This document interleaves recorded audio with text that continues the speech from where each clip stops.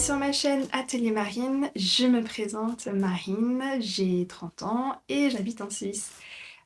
J'ai débuté les vidéos il y a quelques temps, mais là je les ai repris et j'essaie de les reprendre de manière assez régulière et j'espère que cela vous plaira. Aujourd'hui, comme vous pouvez le voir, je porte un nouveau tricot que j'ai terminé il y a pas longtemps. Il s'agit du Marie-Denise Sweater de Colibri by Johanna que je vous avais expliqué, montré la dernière fois. Là, là, je l'ai lavé, bloqué, les fils sont rentrés, il manque juste l'étiquette à l'arrière, mais bon, moi ça me dérange pas de pas en avoir pour mes tricots à moi, sachant qu'on arrive à voir la différence entre le devant et le derrière. Donc pour faire un petit résumé de ce pull, euh, c'était un test, malheureusement, que je n'avais pas pu aboutir à temps. Néanmoins, personnellement, j'ai eu des difficultés à faire ce test parce que j'ai du mal à comprendre le diagramme qui était assez compliqué. Donc pour moi, je ne le conseille pas pour des tricoteuses débutantes, même si le point en soi à faire, donc il s'agit de torsade, n'est pas compliqué en soi. Et en fait, il s'agit de torsades différentes qui ont des tailles voilà, petites et qui s'agrandissent et pour arriver aux plus grandes et après qui rétrécissent. Donc, ce pull, je l'ai tricoté dans la base Basic Merino de la marque Katia, en coloris écru. C'est une laine que j'avais achetée quand j'étais en Corse, car je m'étais inscrite avant le test en pensant ne pas être prise et finalement contre toute attente j'ai été prise et donc il a fallu que je trouve des laines assez rapidement. Actuellement il fait doux par chez nous et le pull suffit. Il n'est ni trop chaud ni trop froid, il est parfait. Donc je vous montre un petit peu. Hop, voilà. Peut-être la petite chose que j'aurais peut-être pu faire, c'est peut-être rallonger un peu le devant. Parce que parce que je porte pas vraiment. Enfin, habituellement, je porte un peu mes pulls un peu plus longs, mais voilà, sinon les manches sont bien. C'est voilà, peut-être la petite chose en plus euh, que je pourrais dire. Sinon, l'autre tricot qui est tombé de mes aiguilles et auquel là j'ai fini, il est bloqué. Les boutons sont cousus et prêts à porter dès que le temps sera présent. Il s'agit, hop, du Heirloom Jumper de Fabelnit. Donc je trouve que là, la caméra, vous le voyez trop rouge. Ouais, beaucoup trop rouge. Il s'agit plutôt d'un bordeaux. Là, peut-être pas. Il s'agit d'un bordeaux. Donc les laines, c'est la Jawol de Lang Yarn. Et le mohair de la ferme du mohair de Jora. Et derrière, voilà, j'ai ajouté les petits boutons ici. Voilà, petits boutons que j'ai donc de couleur dorée, que j'ai trouvé lors du festival de laine en Suisse romande. Le My Swiss Yarn, My Swiss My, pardon, oula, qui s'est déroulé à l'automne dernier, en octobre de mémoire 2023. Et donc ici derrière c'était une petite boutique qui s'appelle Décoco, qui est dans le même village où j'habite et qui a plein de stocks de boutons. Et donc je les ai trouvés et nickel avec ce projet. Donc j'ai voulu porter ce projet là aujourd'hui mais il fait un peu trop chaud avec le mohair. Je vous le porterai une prochaine fois, enfin dès que si on a un petit refroid euh, qui revient par chez nous. Je pense que je pourrais le porter, sinon là, il tient un peu chaud. Alors, pour ce patron, je l'ai rallongé au niveau du corps parce que sinon ça faisait pas beau sur moi en fait. Donc j'ai bien rallongé, ouais, je sais plus combien j'ai rallongé, peut-être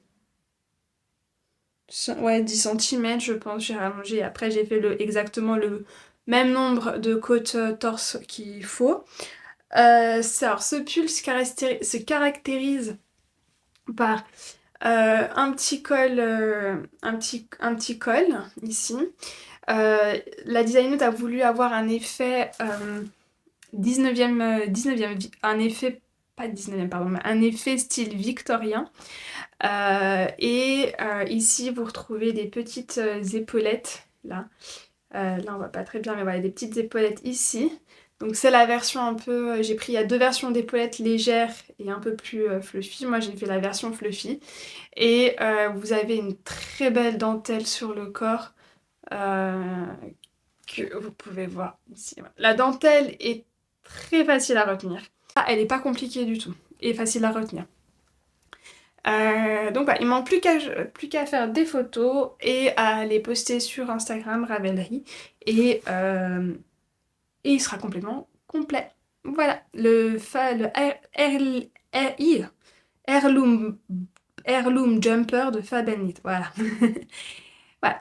Donc, avec ça, j'ai fini mes tricots et j'ai également terminé ma paire de chaussettes, les Blooming Lavender de Stone Knit. Donc, je les porte sur moi. Ils sont directement sur mes pieds parce que depuis que je les tricote, euh, je ne les quitte presque pas. Donc, elles sont bloquées. Les voici. Hop! Les petites heirloom, les Blooming Lavender de Stone Knit, mes premières chaussettes que j'ai fait de cette designeuse. Voilà. Un petit fil ici. Voilà. Je vais l'enlever pour la montrer mieux. Donc ces chaussettes, je les avais tricotées avec les laines de un fil de laine, anciennement la Madeleine. Dans son kit, en fait, dans son calendrier de l'Avent 2023, la voici. Et donc c'est un peu déjà feutré à l'arrière, mais vous allez voir au début de la vidéo, je vous ai passé des moments de notre week-end en amoureux au ski avec mon chéri. Et en fait, je les ai portés quand on a fait de la rando et voilà, quand on marchait, quand on a fait notre petite randonnée du côté de Interlaken. Donc, ça a feutré, enfin, ça un peu ici à ce moment-là, mais moi, ça me dérange pas. Et voilà. Donc, ici, les fameuses chaussettes lavande de Stone Knit, bloquées, finalisées et portées. La laine est très agréable, c'est doux, c'est chaud, ça tient bien bien chaud. J'ai un peu de mal à la passer, parce que sur ma première paire, celle que je vous ai montrée, c'est celle où j'ai un peu, j'avais un peu, au niveau du jacquard, un peu de tension. Même si on monte, la designeuse nous demande de monter une taille d'aiguille quand on fait le jacquard. Donc ça se tricote en 2,25 sur la chaussette, sauf pour le jacquard qui se fait en 2,50. C'est une chaussette qui se débute par les côtes et se finit par la pointe, avec un talon renforcé en œil de perdrix et à gousset. Voilà, le patron est très bien expliqué. Moi, je l'ai pris dans son livre. Dans son livre en anglais et je pense en refaire de ce modèle, de cette designeuse et pour utiliser le bouquin le plus possible, différents modèles je pense au cours de l'année. Donc voilà, maintenant avec ça il me restait peu de tricot sur mes aiguilles étant donné que J'avais fait principalement, j'ai fait principalement des avancées au maximum pour finir mes tricots qui étaient en work in progress. Je vous avais dit la dernière fois que mon pull rose fuchsia avec celui avec le col V, celui-ci était en pause étant donné que je n'avais plus de mohair et qu'il faut que j'aille en acheter. Et quand j'ai voulu y aller, c'était les vacances scolaires dans le canton de Vaud et la boutique Little My était fermée à Lausanne. Donc j'irai prochainement. Ensuite, j'ai toujours continué le fameux Tamias de Folie Ordinaire. Cette fois-ci, je ne me trompe pas de designeuse. Euh, donc, lui, il est sur le corps et en fait, bah, il avance tranquillement. Voilà, le voici. Lui, il avance. Faut que je vous mette un marqueur de progrès. Je ne les ai pas sur moi à côté. Je mettrai ça tout à l'heure, un marqueur de progrès. Comme ça, bah, si on voit au fur et à mesure de la progression du top. Mais voilà, ce top avance tranquillement. Je vous le montre. Voilà. Celui-ci, il se tricote dans la base Line de Sandnes Garn. Donc c'est du 100% lin. Ça va être parfait pour cet été. Et il avance. Voilà. Celui-ci, il est là. Et donc, je n'avais que ce projet en cours et j'avais envie de changer. Et surtout, il y avait un patron qui me faisait de l'œil. Et il s'agissait du Robinia Sweater de Anna Wetzel. J'ai acheté les laines lors du festival de laine, donc le My Swiss My, qui était et qui est le premier festival laineux en Suisse romande, qui s'est déroulé à Orbe. Et j'avais donc déjà acheté les laines avec l'idée de faire ce pull. Et là, je l'ai monté. Donc je l'ai monté quand on était au ski. Donc avec... petite parenthèse, donc voilà, je disais qu'avec mon chéri, nous sommes partis quelques jours au ski. J'ai pu faire du tricot. Je l'ai commencé donc avant, quelques jours, le week-end avant qu'on parte. Ouais. Donc là, ça va faire, on est dimanche 25 février. Donc ça fait une semaine que je l'ai monté. 8 jours, je crois, à peu près. 8 jours.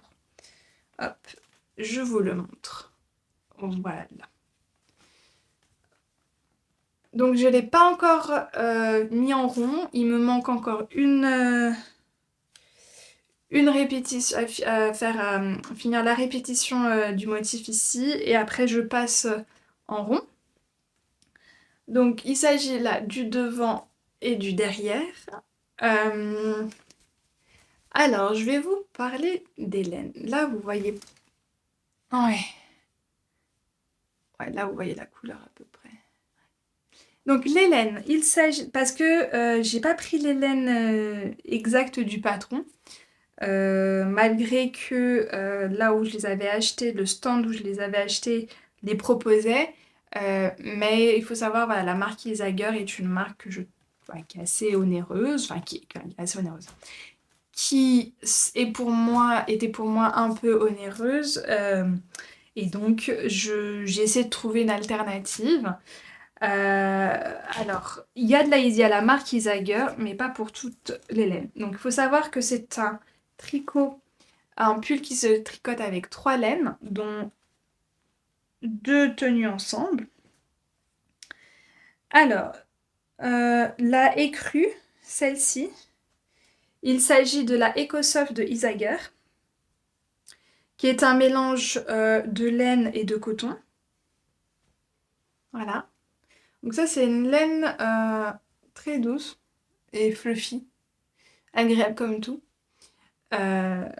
Celle-ci, et ensuite pour les laines tenues ensemble.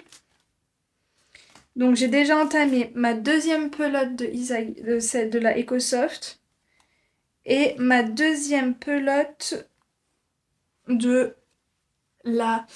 là, c'est la crème queue, euh, c'est de la Reborn, c'est de la Reborn Wool Recycled, donc c'est de la laine recyclée. C'est le coloris 4 orange.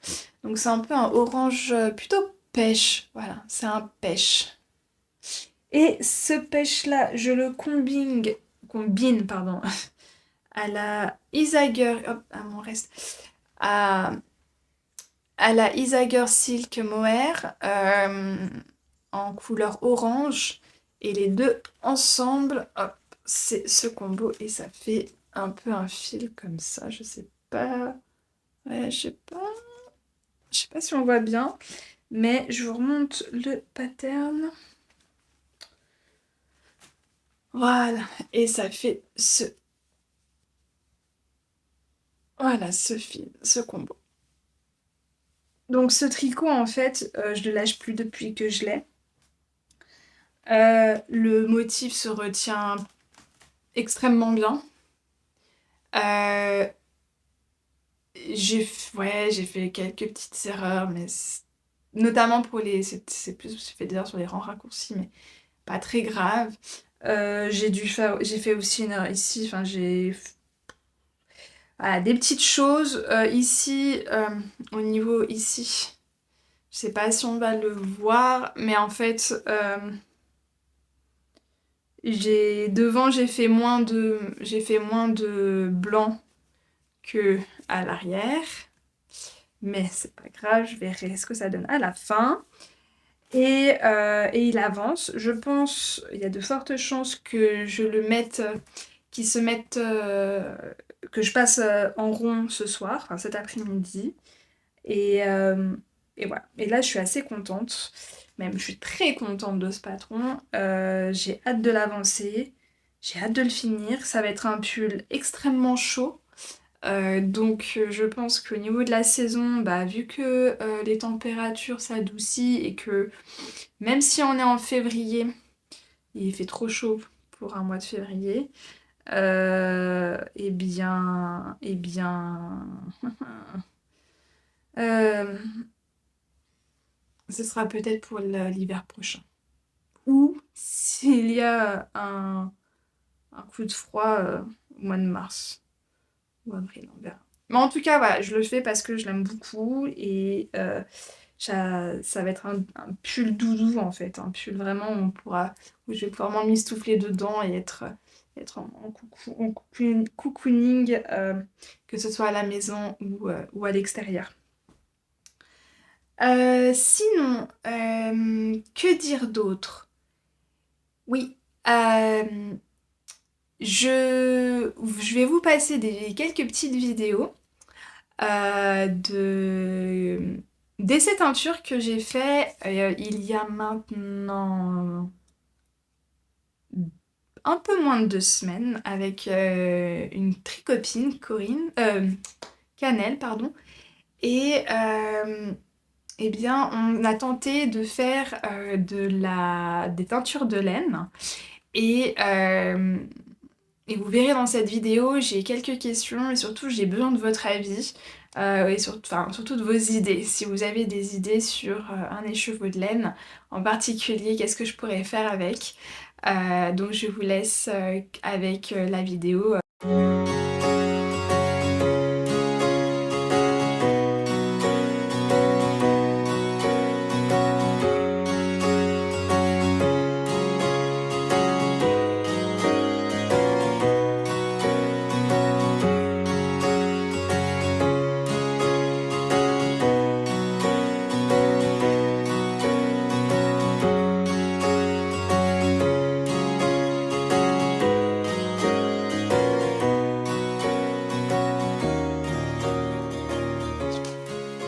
Hey! Alors, aujourd'hui, je voulais vous parler de l'expérience teinture que j'ai faite avec ma tricopine Cannelle il y a à peu près 2 jours. Hein. Donc, j'ai pris quelques vidéos de notre petit atelier et en fait, il s'avère que c'est la première fois que toutes les deux on s'est essayé à la teinture. Donc, voilà. J'avais acheté il y a il y a quelques temps, peut-être 1 ou 2 ans, un kit de teinture je ne sais plus le nom, je vous mettrai une photo du kit que j'ai acheté, enfin je prendrai en photo le kit que j'ai acheté. Je l'avais acheté sur internet sur un site français et de mémoire je crois que c'est une marque australienne, de mémoire. En fait ça se présente sous des petites fioles de poudre de pigments. Vous avez les trois principales, les trois couleurs primaires, rouge, jaune, bleu. On a également du noir. Et avec ça, on les dilue avec une solution, un mélange de vinaigre et d'eau pour voir au niveau des concentrés. Plus vous mettez d'eau, plus les couleurs vont être claires, pastel. Et ensuite, si vous voulez les plus intensifier, vous mettez plus de colorant. Et à côté, donc tout est très bien expliqué. Vous avez la première étape qui est le mordançage, et ensuite l'étape de créer vos couleurs pour après faire vos expériences, à savoir si des tâches, de faire de l'uni ou faire un arc-en-ciel. Nous, on a fait la méthode, on a fait la façon avec, avec le micro-ondes. Ce qu'on a choisi, ce qu'on peut faire avec deux façons. Soit on le fait avec les casseroles, soit on le fait avec le micro-ondes. On s'est dit, bah tiens, on va faire la première étape, on va faire le plus simple euh, pour un premier essai et voir si ça nous plaît ou pas. On a fait le micro-ondes, donc c'est plutôt rapide, hein, on fait notre teinture avec les différentes couleurs de ce qu'on veut rendre. Et ensuite, pour fixer la couleur, les pigments à la laine, on les passe au micro-ondes euh, à peu près par tranche de 2 minutes. Et on va de 2 à 6 minutes en fonction voilà, de l'épaisseur de la laine, de la quantité, etc. Et voilà, il faut savoir, on a été assez étonnés, mais ça prend énormément de temps de faire en fait de la teinture. Et c'est assez fatigant aussi. Mais c'était cool en fait, c'était vraiment sympa. Et en fait, surtout, c'est que on pensait, notamment, enfin, il y en a un qui est un peu moins réussi, mais je pensais qu'il allait être enfin, qu'il allait être très très moche. Et finalement, non, ça va. Mais c'est pas le plus beau, mais il y a une idée. Et en fait, on voit que le premier, en fait, on voit que bah, le résultat qu'on imagine quand on fait les choses, bah finalement c'est pas ce qui va ressortir quand on passe au micro-ondes et qu'il y a la chaleur qui s'active, etc. Donc c'était assez intéressant.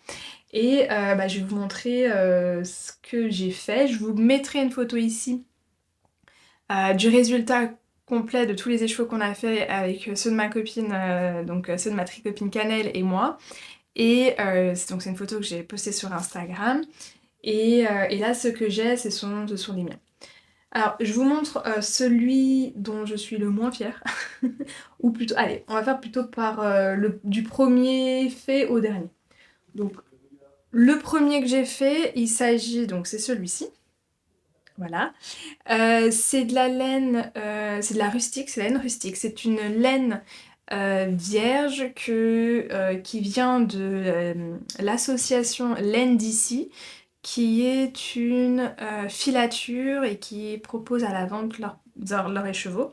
Donc il s'agit d'une laine assez épaisse, je crois que c'est une DK. Hop, voilà. Hop, le fil, hop, et donc qui s'étire. C'est une laine rustique qui gratte et j'ai pris pour faire un essai. Voilà, et voilà le résultat. Donc il s'agit de faire que c'est le premier. Et on a fait... Comment j'ai fait déjà? On avait dilué... On s'était fait les couleurs ensemble. Donc on avait fait notre dilution pour avoir voilà, du bleu, du rose, du violet, enfin un peu les couleurs qu'on voulait. Et donc j'avais pris des petites gouttes et j'avais mis un peu parsemé. Et ensuite après j'avais pris la poudre, comment dire... directement avec une petite cuillère et j'en ai mis un peu partout, voilà, pour faire un peu des effets. Et la petite poudre, en fait, c'est diffus et ça a fait un peu des différentes petites taches. Je vais vous montrer les cheveux quand on l'enlève. Et ça fait un effet arc-en-ciel que j'aime beaucoup. Voilà. Voilà comment c'est.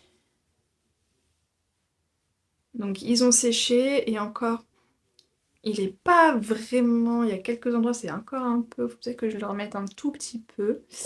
Voilà, je vous le montre.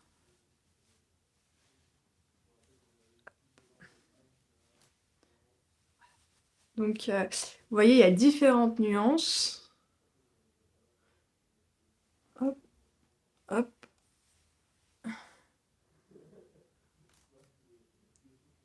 Et donc ça, c'est le premier que j'ai fait. C'est ma première teinture. Ah, c'est vraiment sympa. L'effet un peu marbré comme ça. Donc, c'est une laine épaisse et... faut que je regarde combien j'ai, je sais plus. Mais l'idée, c'est... Je sais pas vraiment... Qu'est-ce que je peux faire avec ma copine Canel m'avait supposé de faire... elle avait une idée, elle, de faire avec un de ses chevaux qui était épais, des chaussettes, mais des chaussettes enfin, des surchaussettes. Et je me dis, pourquoi pas, ça peut être cool, en fait. Comme ça me peut... parce qu'un bonnet, je vois pas. Euh, Pull, j'ai pas assez. Euh, Écharpe, ça va gratter. Euh, ouais, donc peut-être des grosses chaussettes qui peuvent être sympas. Ou des guêtres pour la danse, par exemple. Ça peut être aussi, hein, ça peut être pas mal aussi. Enfin voilà, je sais pas trop. Enfin, c'est encore en cours de réflexion. Mais si vous avez des idées d'accessoires avec une laine rustique épaisse, il me semble, donc je pense de la DK. Volontiers pour avoir vos conseils et surtout vos avis et vos idées de, euh, de patrons qui pourraient aller avec une laine comme celle-ci. Donc voilà, là c'est le premier essai. J'ai pas trouvé de nom également à mes petits écheveaux. Pareil, voilà, on teste, on teste. Et hop, l'intérieur, parce que ce qui est aussi cool, c'est qu'on voit aussi l'intérieur qui est différent. Voilà. Et j'ai hâte de le découvrir tricoté pour voir ce que ça va rendre. Donc ça, c'est le premier. Premier essai, ça a été celui-ci. Deuxième essai, c'est un mini et j'avais l'idée de faire un contrastant. C'est une laine à chaussettes, le voici. Voilà, un rose. Un beau rose uni. Voilà, hop. Assez fuchsia, hein. Là, vous le voyez clair, mais c'est ouais, un petit mini, un petit rose fuchsia. Vraiment sympa. Donc là, par contre, donc on change de laine. Il s'agit d'une fingering. J'avais acheté, en fait, une pelote de 100 grammes de la marque Katia en laine à chaussettes et blanche, neutre, ouais, écrue, enfin, sans rien. Et je l'ai pris pour... je me suis dit, je sais pas si elle peut être teinte ou pas, et je vais tester. Et voilà le résultat que ça a donné. Voilà, voilà. Donc ça, j'avais pensé à l'associer avec avec un autre écheveau que je vais vous montrer plus tard, juste après. Mais voilà, l'idée était de faire un contrastant pour une chaussette. Donc celui-ci, je trouve qu'il est assez bien réussi, et je suis assez fière aussi de ce beau rose, un beau rose... oui, rose fuchsia. Voilà. Et donc ça, c'était... on avait fait nos dilutions avec le rouge, et en fait, ça a sorti... le rouge, il l'appelle le hot pink. Donc voilà. Et ça a sorti vraiment cette couleur sympa. Ça, c'est le deuxième. Trempette, hein. Trempé dans la solution, bien essorer pour bien enlever le surplus. Pareil, micro-ondes, etc. Le troisième, où là, celui-ci, c'est pas le plus beau. Et je vais aussi l'expliquer l'idée que j'avais. Donc l'idée de celui-ci, c'était, j'avais mis les cheveux à plat et j'ai voulu faire un espèce de couleur arc-en-ciel dégradé avec les couleurs qu'on avait préparées. Et je m'étais dit, bah tiens, j'ai envie de rajouter un peu un contraste et je voulais mettre un peu de noir. Et j'avais parsemé avec ma petite cuillère vraiment de manière très légère, un peu noire, et en fait, bah, ça a été peut-être un, je sais pas, mais peut-être un peu la main loose sans me faire exprès, ou parce que ça un peu, ça se diffusait. Le noir a fait des mélanges, et quand je vous disais que on suppose que des fois ça peut être un vrai raté, bah au fur et à mesure que j'emballe dans le cellophane, que je l'ai mis, que je l'ai enroulé comme un petit escargot, qu'après que j'ai mis dans le micro-ondes, que je l'ai réchauffé plusieurs fois, bah je m'étais dit, les couleurs qui sortent, ça va pas être top top, j'ai l'impression un peu d'avoir un marron caca, un peu... Après on ouvre un peu, j'ai dit, ah peut-être que ça peut être un espèce de bordeaux, enfin des couleurs assez sympas, mais voilà à quoi il s'est transformé. Voilà. Et en fait, il y a une partie que j'aime bien l'effet, c'est cette partie en fait. Voilà, ça j'aime bien. Et encore vous voyez pas, voilà. Et en fait la couleur que j'aime le moins c'est ici. Voilà. Et en fait le noir a fait que ça a foncé et que ça a, bah, que c'est parti sur un violet alors qu'il n'y avait pas. Voilà. Donc celui-ci c'est pour moi c'est celui que j'ai moins, ouais, moins réussi. Voilà. Mais il y a quand même voilà, ce côté un peu... Celui-là, je pense, ça fait un peu effet coucher de soleil par là. Voilà. Mais le reste, pas trop. Donc, on peut avoir des ratés, hein, des loupés. Et pour être honnête, bah, c'est c'est ma première teinture, ma première fois. Donc, bah, je suis quand même assez contente de ce résultat. Et en fait, on est très surprise. Bah, c'est vraiment... comment dire, c'est vraiment un petit bonheur, quoi. Faut faire des essais pour voir les choses qui peuvent fonctionner. Et voilà comment on le met, comment il rend quand on le met correctement. Voilà. Enfin, plus ou moins correctement. Ouais. Ouais, je le trouve, il y a un côté où ça va, mais je trouve un peu fade, en fait. Ouais, c'est le côté un peu fade qui me dérange. Mais voilà, celui-ci, bah, je pourrais faire pareil, un contrastant, je pourrais le mettre plutôt dans une paire de chaussettes pour les couler au fur et à mesure. Donc voilà, ça c'est le troisième essai. Et le dernier, que pour moi je trouve que c'est celui que j'ai le mieux réussi, qui peut... ouais, que j'aime beaucoup, c'est celui-ci. Voilà, il a fallu 3 essais pour arriver à un bel écheveau. À un bel écheveau de laine. Donc, il s'agit, donc ça c'est 100 grammes de laine à chaussettes. C'était la laine qu'il y avait dans le kit, on en a deux. Et voilà, et c'est celui-ci auquel je pensais associer au fameux rose. Voilà. Je pensais associer les deux, étant donné bah, voilà, qu'il y a du rose, etc. Voilà les deux ensemble que je verrai bien. Donc celui-là, je vais vous l'enlever, mais celui-là, je suis assez fière, et en fait, je sais pas si on va arriver à voir. Regardez, voilà, les nuances qu'il y a. Et en fait, j'ai réussi, l'effet que je voulais, c'était vraiment d'avoir des tout petits speckles comme ça, là. Et non pas avoir des grosses taches comme celle-ci. Le but n'était pas d'avoir ça, le but était vraiment d'avoir des toutes petites taches, des tout petits confitis. Ce que je voulais, c'était vraiment un peu des confitis. Et en fait, il faut vraiment avoir la main très très très très très très très légère. Je l'ai pas encore, hein, parce qu'on voit qu'il y a un peu de diffusion, de tout comme ça.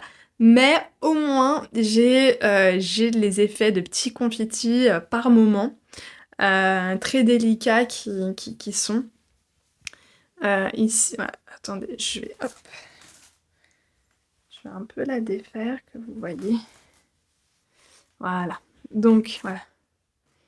C'est un peu compliqué de montrer un peu ces effets, mais on les voit là. Voilà, des choses comme ça, c'est ça, des petits effets comme ça que je voulais. Et là, on a pas mal ici. Et voilà, et ça, c'est les chevaux que je trouve que j'ai mieux réussi. Voilà. Je le trouve vraiment sympa, vraiment cool. Et, et donc celui-ci, je me dis soit je le fais en chaussettes, mais je trouve un peu dommage qu'un bel écheveau fait à la main que j'ai fait par mes soins soit en chaussettes ou pas. Enfin non, c'est aussi un bon truc, mais je me dis ça pourrait changer, j'aimerais changer en fait. Faire en châle châle pour un écheveau, bof. Parce que je me dis c'est pas quelque chose en fait que je porterais. J'ai pas... non. À tricoter, j'adorerais de le faire en châle en un écheveau. Même, il y a même un modèle qui est sorti récemment qui a besoin d'un contraste en mini, donc ça et ça aurait été top. Mais j'ai pas envie en fait de faire de faire un accessoire ou de faire un tricot qu'après je vais pas porter. Euh, et je sais que ça c'est des couleurs que je vais pas mettre pour un châle ou une écharpe. Donc des chaussettes, pourquoi pas, ce serait le côté facile. Oui, ce serait le côté vraiment facile de l'idée, même s'il y a des magnifiques modèles. Mais j'ai plutôt envie de faire en fait de le mettre dans un jacquard. Et je vous mettrai l'image ici d'une idée de jacquard de pull auquel je vois bien en fait ce type d'écheveau et comme ça permettra voilà, de voir les couleurs qui arrivent, etc. Mais il faut que je réfléchisse avec qu'est-ce que je veux, avec quoi l'associer. Mais un peu dans ce sera un peu, j'aimerais mettre un peu dans cet esprit-là. Je vous mettrai ici l'image. Et en fait, aussi, enfin voilà pourquoi, enfin c'est cool je trouve de faire des vidéos et pouvoir, c'est pas ça, c'est aussi pour en fait avoir différents avis et différentes idées. C'est en échangeant qu'on peut avoir, avoir plein d'idées. Et je voulais voir je voulais aussi vous demander, bah, qu'est-ce que, si vous avez des patrons, soit de pulls ou d'accessoires qui pourraient être sympas avec cet écheveau, pour le mettre en valeur. Euh, et surtout voir, voilà, si vous pouvez, si on peut s'échanger des idées avec grand plaisir. Avoir votre avis aussi sur l'idée de le faire de le faire en jacquard sur ce modèle-là. Euh, et si vous avez d'autres idées, bah volontiers, avec grand plaisir qu'on puisse échanger sur ça. Donc voilà, je vous dis à bientôt et je reviens prochainement dans... Nous revoilà, j'espère que la vidéo vous aura plu, que les teintures également. N'hésitez pas à me faire part de vos idées concernant les chevaux, j'hésite à faire une paire de grosses chaussettes. Et surtout, passez une belle journée, un bon tricot et je vous dis à bientôt. Bye!